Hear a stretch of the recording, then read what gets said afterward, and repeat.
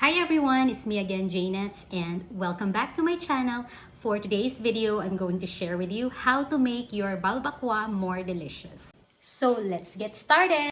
And on we'll go.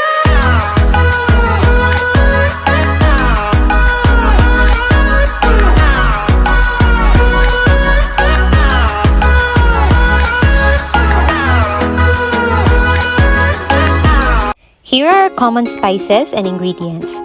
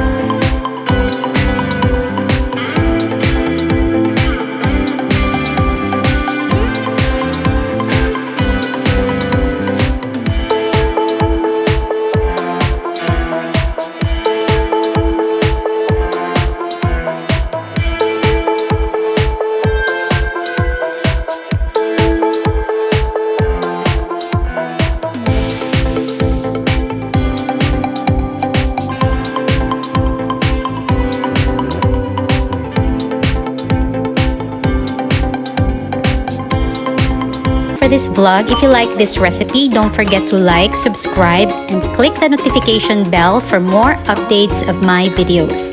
By the way guys, I have a travel vlog coming soon, so see you in my next vlog. Thanks for watching! Oh my